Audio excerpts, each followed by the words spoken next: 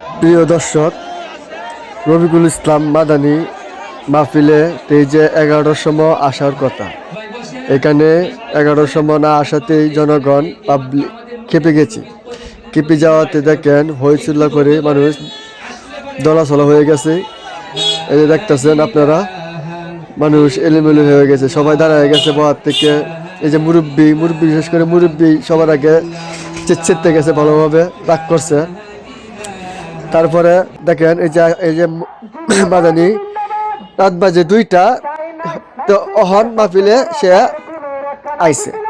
তখন এভাবে যদি মনে করেন প্রত্যেকটি মাহফিলে যদি এই সময় বা কোনো কারণ বসে যদি লেট করে, মানুষের মন মজিদ ঠিক থাকে, তাহলে দেখেন সামনের দিকে এগিয়ে যান আপনারা, মূল বয়ান শোনার অপেক্ষা করেন। যেহেতু হুজুর এসে গেছে, আল্লাহর রহমতে আর কোনো চিন্তা নাই। হুজুর যতটুকু বয়ান করে আপনারা ততটুকু বয়ান শুনেন। ভিডিও কিসব বনটা করছে, এই তুই তোর বন্দুকটা দিই, দাঁড়া বন্দুকটা লই, দাঁড়া। আমি কই কিশোর বনা শাসা আসাইলো রয়ের এজেন্ডাই চিনি, কি লম্বা বন্দুক, এই দেখি বন্দুকটা দেখি। আচ্ছা চুপ, এ বন্দুক এমনি ঘুরাইতেছে। আমি কই কি রে, রয়ের এজেন্ডাই চিনি, গুলি টুলি করে দিব নাকি? এই আপনারা মজা লইেন না। বর্তমানে বাংলাদেশে যেইভাবে প্ল্যান করিয়া এরা এবং ইসকন প্ল্যান করে, এটাকে বলে আপনার টার্গেট কিলিং। কি টার্গেট কিলিং করতেছে? আপনি কল্পনা করতে পারেন, যে ব্যক্তিটা নবমুসলিমদের, কাদের? নবমুসলিমদের ওকালতি করত, এমনকি হিন্দু থেকে কেউ যদি মুসলমান হইতো তার ইবিডিবিট করত, ধর্মীয় কি করত, ইবিডিবিট করত, কাগজ মানে পাল্টাই দিত। সেই ব্যক্তিটাকে আদালত চত্বরে ফেসবুকে পোস্ট করে সাইফুল ইসলাম আলিফ ভাইকে হত্যা করেছে। এটা কি টার্গেট কিলিং নয়? এজন্য যারা কিনা ইসকন এবং রয়ের বিরুদ্ধে কথা বলে, অবশ্যই তাদের সতর্ক হওয়া উচিত, সতর্ক থাকা উচিত। আপনি কল্পনাও করতে পারবেন না, হাই আমাদের এলাকা এই কিরাটন ফকির বাড়ি তো এত মোড়া আকাম হইল, এনে কই থেকে রয়ের এজেন্ডায় বললো। আপনি কইতে পারবেন না, আপনি চিন্তা করতে পারবেন না, এনে গোয়েন্দা সংস্থার লোক আছে, আপনি নিজে চিন্তাও করবেন না, কিন্তু আছে। এই জন্য আমাদেরকে সতর্ক থাকা লাগে। যে কথা বলতেছিলাম, খেয়াল আছে? অন্ত কি কইতেছিলাম? মাশাআল্লাহ, তাহলে একটু আইছে সচেতনতা। হক চিন্তা হলে আগে কাদেরকে চিনতে হবে? সালাফগণ বলেন, তোমরা যার দিকে বাতিলের নিশানা যত বেশি বুঝবা, হক তত বেশি তার। আবার বলতেছি বুঝেন, বাতিলের তীর, বাতিলের বন্দুকের নিশানা যার দিকে তাক করা, তোমরা বুঝবা সেই হক। সুবহানাল্লাহ। ভারতের বর্তমান নিশানা, রয়ের বর্তমান নিশানা যেসব আলেমদের প্রতি, বুঝবেন তারাই হক। আর যারা সিন্নিলীয় দৌড়াদৌড়ি, দয়াল বাবা কেবলা কাবা আইনার কারিগর, আইনা বসায়াদের কলবের ভিতর, নাউজুবিল্লাহ। এই টিম আছে না নাই? এই আয়না বলতে বুঝেন আপনারা? আয়না মানে কলব, আয়না মানে অন্তরাত্মা। এটার কারিগর কি দয়াল বাবা না আল্লাহ? সুবহানাল্লাহ। কখন কি হয় এই অন্তরে, কখন কি মনে চায়, এই দয়াল বাবা নিজে জানে এটা? বাবা তো নিজের মনে কি চায় একটু বড়, এটাই তো জানে না। আর হ্যাঁ হয়ে গেছে আয়নার কারিগর। আমি একটা বানাইছি, কইতাম নি, দয়াল বাবা কেবলা কাবা আয়নার কারিগর, ফেরেশতারা গুরজু মারবো কয়বরের ভিতর। বাবারে মারতো না, বাবারও ছাড়তো না, মুরিদরেও ছাড়তো না। যদি বাবায় নামাজ না পড়ে, শরীয়ত না মানে, পর্দা না করে, নিজের স্ত্রীকে পর্দায় না রাখে, মুরিদদেরকে পর্দায় রাখতে না বলে, এবং নিজের দরবারে মান্নত করতে বলে, এবং ফাহেসা কাজ করতে লিপ্ত হয়, এবং তার মাজারের মধ্যে অশ্লীলতা, গান বাজনা, আড্ডা, নেশা এগুলো হয়, এই বাবাও জাহান্নামী, তার একদল মুরিদকে নিয়ে সেও জাহান্নামের দিকে রওনা। কথা কি একেবারে পরিষ্কার বোঝা গেছে? এটা একেবারে পরিষ্কার বুঝতে হবে। যার নিজের মধ্যে দিন নাই, হ্যাঁ আবার দিন কেমনে শিখাইবো? হ্যাঁ, সে ধর্মনি। আমাদের শ্যামগঞ্জে, নেত্রকোনা জেলার শ্যামগঞ্জ ল্যাংটার মাজার আছে। কি আছে? আপনি করেন যে তোর মাজার টাজার নাই। এই ল্যাংডা, একদিন এক ল্যাংডার কিচ্ছা কই, বাস্তব ঘটনা। ল্যাংটা সকালবেলায় যাচ্ছে রাস্তা দিয়া, তো এক হুজুরও যাচ্ছে, অনেকগুলো আপনার ছাত্রদেরকে নিয়ে। উদাহরণ দেওয়ার জন্য বলি, ল্যাংডাও ফির হয়, হেরো মুরিদ হয়। কি একটা আশ্চর্য বিষয়! আমাদের বাঙালিদের সবচেয়ে আশ্চর্যের জায়গা এটা যে আমরা আবেগী, হুজুগি। ল্যাংটাও পীর হয়, তারও মুরিদ হয়। কল্পনা করা যায়? আপনারা আসেননি ল্যাংটা পীরের কেউ মুরিদ? আচ্ছা যাক, আল্লাহ হেদায়েত দান করুন। এই একজন আরেকজন দিয়ে আঙ্গুল তুলে নিয়ে দরকার নাই। আল্লাহ হেদায়েত দেখ, বলেন আমিন। জুড়ে বলেন আমিন। কানার তো মনে মনে জানা, কি গো জানে না? তাদেরটা তাদের মনে মনেই থাক। আল্লাহ হেদায়েত দান করুক, বলেন আমিন। প্রিয় হাজিরিন, সকালবেলায় যাচ্ছে, তো হুজুরও যাচ্ছে ছাত্রদেরকে নিয়ে। হঠাৎ করে ল্যাংটা পীর আর হুজুর মুখোমুখি হয়ে গেছে। এবার ল্যাংটা পীরের যে মুরিদরা আছে তারা বলছে, এই থামা। তো গেছে পিসাবে দেখতে, দেয় আল্লাহ কাপড় চোপড় কিচ্ছু নেই। হুজুরের উঠছে রাগ। হুজুর কয়, মিয়া এতগুলো মানুষের সামনে আপনি ল্যাংটা, কি আজব কাহিনী। সে পিসাব যুক্তি দিছে, হুজুর আল্লাহ যখন দুনিয়াতে পাঠাইছিল তখন কি কাপড় দিয়ে পাঠাইছিল নি? আল্লাহ যে কাপড় দিয়ে পাঠাই নাই, আল্লাহ যে অবস্থায় পাঠাইছে ওই অবস্থায় থাকমু। নতুন করে কাপড় চোপড় পরা এগুলো হলো বিদআত। হুজুর কয়, ঠিক আছে, তোর বিদআত ছুড়াইতেছি আমি। হুজুরের ছাত্ররা বলে, এই ছাত্ররা মোটা দেখে একটা রশি নিয়ে আসো। কি একটা রশি আনবা, শক্ত দেখে একটা হাতুড়ি আনবা, হাতুড়ি শক্ত দেখে মুগল। ছাত্ররা যখন এই কথা কইছে, মুরিদরা কয়, হুজুর আমাদের বাবারে ছিলেন, বাবার ভিতরে কিন্তু অনেক কিছু আছে। হুজুরে কয়, তোর বাবার ভিতরে কি আছে? কাপড় চোপড় নাই তো, সব দেখাই যায়।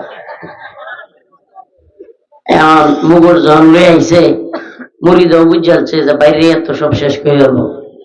এখন কয়, হুজুর হুজুর এটা কি করতেছেন? কয়, না তেমন কিছু না, তুই যেহেতু কইছস তোর যুক্তি, তোর শরীরের মধ্যে কোনো কাপড় ছিল না, এই জন্য আল্লাহ পাঠাইছে যেমনে হেমনে থাকবি। তোর দাঁতটিও কিন্তু আসিন না, জন্মের সময় তোর কি আসিন না, তোর দাঁতটি এটি মনে হয় বেড়েতে উঠছে, এটি বাইরে এবার হলাই দেব।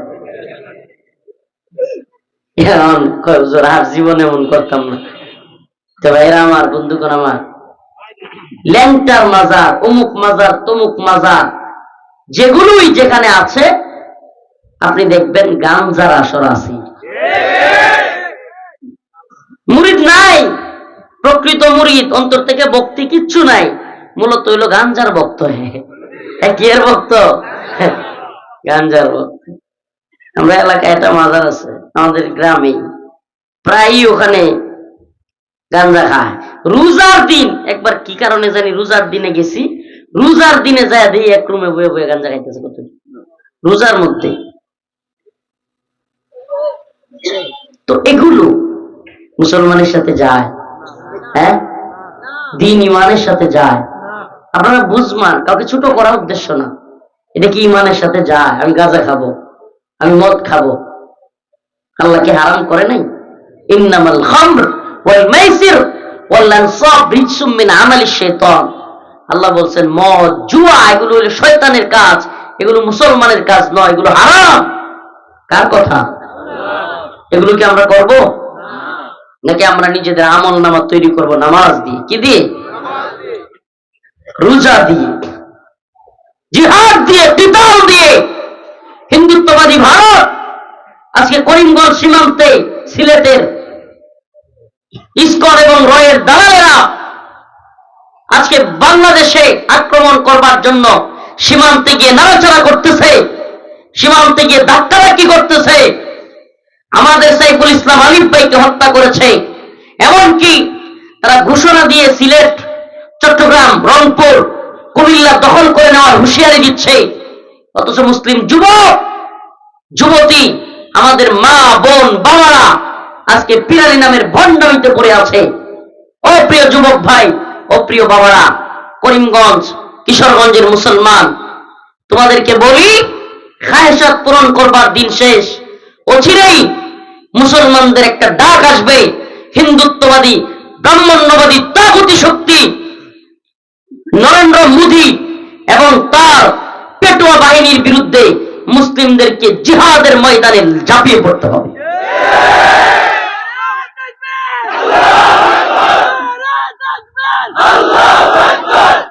ঝাঁপায় পড়তে হবে আপনাদেরকে।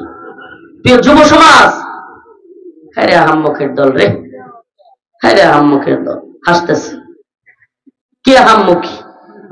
আপনি বুঝতেছেন? আপনি বুঝতেছেন দেশ কোন পর্যায়ে আছে?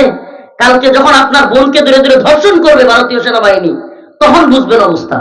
এখন আপনার হাসি আইতেছে কেলকেলে। আপনি কল্পনা করতে পারবেন না দেশ কোন পর্যায়ে আছে।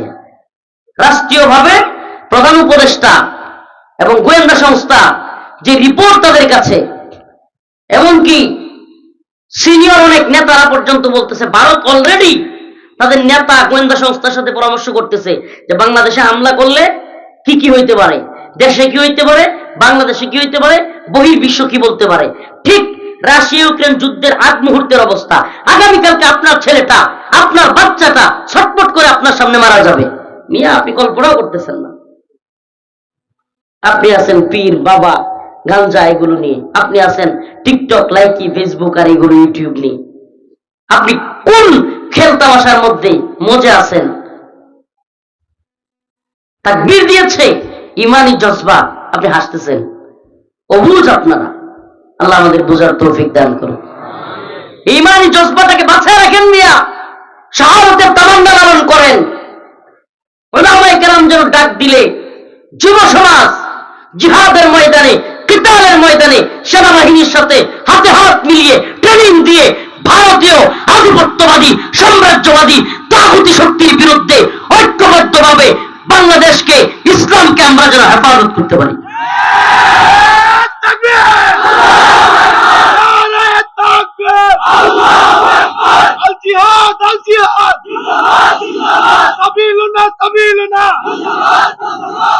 গ্রামে গঞ্জে একটা প্রবলেম, এদের মধ্যে এখনো পর্যন্ত এই যে বলছে সাবিলুনা সাবিলুনা, কয় জিন্দাবাদ জিন্দাবাদ, আল জিহাদ আল জিহাদ, তরিকুনা তরিকুনা, আল জিহাদ আল জিহাদ, সাবিলুনা সাবিলুনা, আল জিহাদ আল জিহাদ, দালালিনা রাজপথ রাজপথ রাজপথ, আপুসনা সংগ্রাম সংগ্রাম সংগ্রাম, গোলামিনা স্বাধীন স্বাধীন স্বাধীন। আমরা কি গোলামি করবো? ভারত চাচ্ছে হাসিনার মতো, আওয়ামী লীগের মতো আমরা আবার গোলামি করি। হাসিনা গোলামি করেছে, কাঁটাতারের সীমান্তে গুলি করে আমাদের মা বোনদেরকে ঝুলায় রাখছে, আর এদিকে বলছে আমাদের রক্তের সম্পর্ক, স্বামী স্ত্রীর সম্পর্ক। বলছে কি বলে নাই? এখন যখন দেখছে না নতুন প্রজন্মের যুবকেরা, এরা তো দালালি করে না, এরা তো গোলামি মানে না, এখনই খেপে গেছে গা। এখন কয় সীমান্ত বেড়া দিয়া দিব, চিকিৎসা দিব না, এই সীমান্ত সিলগালা করে দিব, আক্রমণ করবো, এই করবো সেই করবো। গোড়ার ডিম করবি তোরা, মুতুরিয়ার দল। এখনো পর্যন্ত গরুর মুত খায় না। কি খায়? গরুর মুত খায়, গোবর পূজা করে। আল্লাহ আমাদেরকে হেদায়েত দান করুন। অহংকার করতেছেন, আল্লাহ পাক মুসলমানের ঘরে জন্ম দিয়েছে, আলহামদুলিল্লাহ। কিন্তু এখনো যে জাতি মুত খায় গরুর, রাস্তাঘাটে গিয়ে হাগে, আমরা জানেন ভারত কোথায় আগে? জানেন এরা? রাস্তাঘাটে, জঙ্গলে, ট্রেনের লাইনের মধ্যে আজ্ঞা তুই দেয়। আমরা তো ভালো সভ্য হয়ে গেছি, কি কর? আমরা সভ্য হয়েছি না? আমরা এক সময় একদম টাটকি পরে আগে লেফটিন, পরে আগে বাথরুম, এরপরে হচ্ছে টয়লেট। এরা তো এই প্রজন্ম কইতেই পারতো না। আমি মোটামুটি আমার বয়সে, আমার 30, আলহামদুলিল্লাহ। মুরব্বীরা আরো ভালো। টাটকি মানে কি চাচা? ওই যে বাইরেও কইতে পারবো মোটামুটি। ওই যে বাঁশ দুই সাইডে দেওয়া, মাঝখানে লোক আতা, এটার নাম কি? এরপরে একটা চাটকি বসায়া লেফটিন, এই হ্যাঁ লেফটিন, একটা টাটকি বসায় নাম কি দিছে? এরপরে যখন একটু বেড়া মারছে তখন হয়েছে বাথরুম। এরপরে যখন এটার মধ্যে ট্যাপ কল টল দিয়ে দিছে, আরে না ওটা টয়লেট। এরপরে যখন ওই যে হাউস কি বলে ঝর্ণা দিছে, টাইলস করছে, তখন হয়েছে কি? আমরা ওয়াশরুমের যুগে। আর এরা এমন কই আগে রাস্তাঘাটে, বনে জঙ্গলে, ট্রেনের লাইনের মধ্যে ঘুঘুমরের গন্ধে এখনো পর্যন্ত ভারতে যারা চলাচল করে, রেল লাইন দিয়ে যায়, যাওয়া যায় না আগার কারণে। হ্যাঁ, সেই জাতি আমাদেরকে সভ্যতার সবক শিখায়। এরা যারা কিনা আমাদের বাবরি মসজিদ ভেঙে রাম মন্দির বানাইছে, যারা কিনা আমাদের মাদ্রাসাগুলো ভেঙে, আমাদের মসজিদগুলো ভেঙে, মুসলমানদের ঘর বাড়ি ভেঙে দিয়ে মন্দির বানাচ্ছে, মুসলমানদেরকে গরু জবাই করার কারণে হত্যা করতেছে, এরা আমাদেরকে সংখ্যালঘু নির্যাতনের সবক শিখায়। বাংলাদেশের মতো পৃথিবীতে এমন কোন রাষ্ট্র নাই যেই রাষ্ট্রে মুসলমানরা অন্য ধর্মাবলম্বীর সাথে এত বেশি মিলামিশা থাকে। আমাদের দেশে সত্যি কইবেন, কোন মানুষ হিন্দু এই জন্য কেউ তারা মারছে কোনদিন? হ্যাঁ, এই বদমাইশের দলেরা, বন্ডের দলেরা যা মন চায় বলে। আমাদের সমাজে পার্শ্ববর্তী এলাকায় বিভিন্ন জায়গায় বিভিন্ন ধর্মের লোক আছে না নাই? আমরা জীবনে কোনোদিন ভিন্ন ধর্মের লোক এই কারণে মারছি? অথচ মুসলমানরা ভারতে মায়ের খায় না, গরু জবাই করার কারণেও মানুষকে হত্যা করে কি করে না? আমাদের বাবরি মসজিদ ভাঙ্গা মন্দির বানাইছে কি বানায় নাই? আমরা কোন দিন কোন মন্দির ভাঙ্গা মসজিদ বানাইছি? করছি? আমাদের শাহী মসজিদে আক্রমণ, সকল মসজিদে। আপনি এটা কি বলতেছেন হুজুর? আপনারা অনেকে জানেন কিনা, ওই দিন চট্টগ্রামে যেদিন সাইফুল ইসলাম আলিফ ভাইকে মারছিল, ওই দিনের মূল কাহিনী জানেন? মূলত প্রথমে এরা এই উগ্র হিন্দুত্ববাদীরা মসজিদ ভাঙিয়ে দিতেছিল, তখন সাইফুল ইসলাম আলিফ ভাই গিয়ে বাধা দিচ্ছে, সাথে সাথে তাকে জবাই করে ফেলছে। কল্পনা করা যায়? মুসলমানের দেশ, 90% মুসলমানের দেশে একটা মুসলিম অ্যাডভোকেটকে মসজিদ হামলা করছে, সেখানে বাধা দিছে বলে জবাই করে ফেলছে। এরা কত বেশি উগ্র, এরা কত বেশি হিংস্র, কল্পনা করা যায়? আমরাও বলি আমরা নরম, আমরা উদার, আমরা অনেক বেশি মানুষের সাথে মিশে চলি, কিন্তু সাবধান, এভাবে আমাদের উপর আক্রমণ হলে আমরাও পাল্টা আক্রমণ করে দাঁত ভাঙা জবাব দিব ইনশাআল্লাহ। মুসলমানরা বীরের জাতি, আমরা ভয় করি না, আমরা ইসরায়েলকে ভয় পাই না, আমেরিকাকে ভয় পাই না, ভারতকে ভয় পাই না, আমরা একমাত্র আল্লাহর গোলামি করি। ঠিক আছে তো ইনশাআল্লাহ? আমরা কার গোলামি করি? এই গোলামি করি কার? আমরা জেলে যেতে পারি, গোলাম কার? রিমান্ডে যেতে পারি, গোলাম কার? ফাঁসির দড়ি আমাদের গলায় লাগতে পারে, গোলাম কার? আমরা তোদের গোলামি করি নাই, করবো না, কখনো করবো না। আমরা আল্লাহর গোলামি করবো, প্রয়োজনে শহীদ হয়ে যাবো। রাজি আছেন ইনশাআল্লাহ? আমল নামা তৈরি করেন, জিহাদের জন্য তৈরি হন, নামাজ পড়েন, আল্লাহর কাছে দোয়া করেন। রাজি আছেন তো ইনশাআল্লাহ? হারায় গেলে নাকি আগে? হ্যাঁ, আগে। অতএব আল্লাহ পাক আমাদের সবাইকে আমলি জিন্দেগি তৈরি করার তৌফিক দান করুন। আরো জোরে বলেন আমিন। আমার জন্য খাস করে দোয়া করবেন। কয়েকদিন যাবত ভীষণ কষ্টের মধ্যে, মানে বিশেষ করে একটু জার্নি করলেই, উগুমা থাকলেই পিছন দিকে একেবারে আমি অনেকগুলো হিজামা করাইছি। হিজামাটা যারা করাইছেন জানেন, হিজামা নিছি পর্যন্ত আমি হুজুর, মানে গাড়ির রক, পিছনটা, এগুলো খুব ব্যথা করে, দীর্ঘক্ষণ এভাবে বসে থাকতে পারি না, এদিকটা ঝিমঝিম করে পড়ে যায়। এই জন্য আমার জন্য খাস করে দোয়া করবেন, করবেন তো? আমরা আপনাদের ভাই, সব সময় জাতির যে কোনো প্রয়োজনে আলেমরা আপনাদের পাশে দাঁড়ায়। বন্যায়, দুর্যোগে, দুর্বিপাকে সত্যি বলবেন, আলেমরা পাশে দাঁড়ায় কি দাঁড়ায় না? আমরা আপনাদের পাশে আছি। আমাদের উপর জুলুম আসুক, জেল আসুক, রিমান্ডে নেক, নির্যাতন করুক, তবু এই জাতির উপর কোন ধরনের জুলুম করতে দেব না ইনশাআল্লাহ। আমরা শুধু এই যুবকদেরকে সজাগ করে যাই। এত রাত্রেও আসছি, যে যুবকরাই আছো তোমার একটা মেসেজ পৌঁছে দিবা ইনশাআল্লাহ। যদি ডাক আসে ময়দানে নামতে হয়, ওলামায়ে কেরাম যদি বলেন জিহাদের ময়দানে ভারতের বিরুদ্ধে সেনাবাহিনীর সাথে হাতে হাত মিলিয়ে ট্রেনিং দিয়ে অস্ত্র হাতে যুদ্ধ করতে হবে, রাজি আছো তো ইনশাআল্লাহ? লিল্লাহি তাকবীর। বাবাদেরকে বলবো, মাদেরকে বলবো, সন্তানকে তৈরি করে দিবেন শহীদ হওয়ার জন্য, শাহাদাতের নজরানা পেশ করার জন্য, রাজি আছেন? আমরা শহীদ হব, আমাদের বাবা মা হবে শহীদের মা। সুবহানাল্লাহ। শহীদের মর্যাদা কি জানেন? আরে শহীদ এই দুনিয়া থেকে তো সে চলে যায়, কিন্তু তার আত্মাটা বের হওয়ার সাথে সাথে জান্নাতের একটা সবুজ পাখির মধ্যে আল্লাহ ঢুকায় দেয়। আল্লাহ বলে ওয়ালা তাকুলু লিমান ইয়ুকতালু ফি সাবিলিল্লাহি আমওয়াত, যারা আল্লাহর রাস্তায় জীবন দিয়েছে তোমরা তাদেরকে মৃত বলিও না, তারা মৃত নয়, বাল আহইয়া, বরং তারা জীবিত। সুবহানাল্লাহ। তারা কি? তাহলে আমরা আল্লাহর রাস্তায় দ্বীনের জন্য, ইসলামের জন্য যদি ভারতের বিরুদ্ধে, হিন্দুত্ববাদীদের বিরুদ্ধে জীবন দেই, আমরা কি হব? শহীদ। সুবহানাল্লাহ। শহীদের মৃত্যু কেমন? যে ব্যক্তি গড়ে হাগছে, গড়ে মুচ্ছে, এটার মধ্যে গড়াগড়ি খায় মরছে, তার মৃত্যু হবে অনেক কষ্টের। কিন্তু যে শহীদ, হাদিসের মধ্যে এসেছে পিঁপড়া কামড় দেয় না, পিঁপড়ার কামড়ের চাইতেও শহীদের মৃত্যু কম কষ্টের। সুবহানাল্লাহ বলেন। আর যারা অন্য মৃত্যুবরণ করে, বলা হয়েছে ছাগল আছে না একটা বকরি, বকরিকে জীবিত অবস্থায় চামড়াটা ছিলে ফেললে কিরকম হবে? কিরকম চিল্লাবে? এলাকায় মানুষ থাকতে পারবে? এর চাইতেও বেশি কষ্ট হয় একজন মানুষের মৃত্যুর সময়। সুবহানাল্লাহ। অথচ শহীদের মর্যাদা পিঁপড়ার কামড়ের চাইতেও শহীদের মৃত্যু আরো অনেক বেশি আরামদায়ক, আরো কষ্ট কম। আমার বুকের কথা না, ওলামায়ে কেরাম আছেন, হাদিসের কথা। আল্লাহ নিজে বলেছেন ওয়ালা তাকুলু লিমান ইয়ুকতালু ফি সাবিলিল্লাহি আমওয়াত, যারা আল্লাহর রাস্তায় জীবন দেয় তাদেরকে তোমরা ওয়ালা তাকুলু, নিষেধ তোমাদের মৃত বলা, বাল আহইয়া ওয়ালাকিন লা তাশউরুন, তারা জীবিত কিন্তু তোমরা বুঝো না, তোমরা জানো না যে আল্লাহর রাস্তায় জীবন দিয়েছে তার আত্মাটা এই পৃথিবী থেকে চলে যায়, কিন্তু আমি জান্নাতের সবুজ পাখির মধ্যে ভরে দেই, পাখিটা উড়তে থাকে, যেখানে যা মন চায় খায়, যেখানে যা মন চায় ঘুরে, আর শেষে গিয়া আমার আরশের নিচের ল্যাম্পপোস্টে, আল্লাহর আরশের নিচে ল্যাম্পপোস্ট বাতির উপরে গিয়া বসে। আল্লাহ ডাক দেয়া কয় বান্দা আর কি চাস?